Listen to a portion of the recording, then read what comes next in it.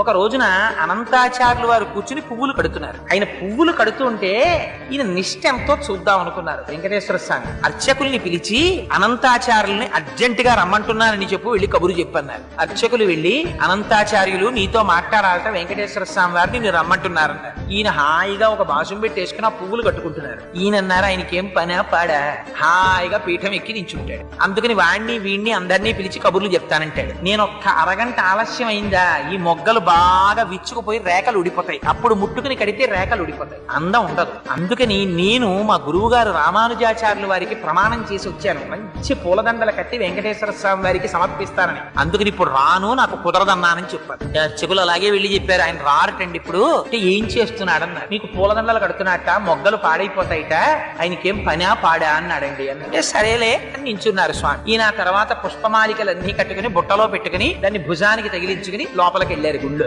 వెళ్ళి ఈ పుష్పమాలన్నీ అలంకారం చేద్దామని గడప దాటి చేతిలోకి తీసుకుంటున్నారు. వెంకటేశ్వర స్వామి వారు మూతి ముడుచుకుని అన్నారు, పుష్పమాలలు మాత్రం పట్టుకొచ్చేస్తావు, అలంకారం చేసేస్తావు, కబురు చేస్తే చాలా పనిలో ఉన్నాను, పనా పాడా రమ్మంటాడన్నావుట, ఎందుకు వచ్చావు, నాకు అక్కర్లేదు, నీ పుష్పమాలలో పట్టుకుపో అంటే ఆయన అన్నారు, నువ్వు పుచ్చుకోకపోతే మానేయి, నాకు అనవసరం. మా గురువు గారికి నేను ప్రమాణం చేశాను, పుష్పమాలికలు నీకు సమర్పిస్తానని, కట్టేస్తాను, తెచ్చేస్తాను, ఇక్కడ ఉన్న తలుపు గొళ్ళానికి తగిలించి వెళ్ళిపో, నువ్వు వేసుకోకపో నాకు అనవసరం, నా మాట నేను చేసుకుంటానన్నారు. అంటే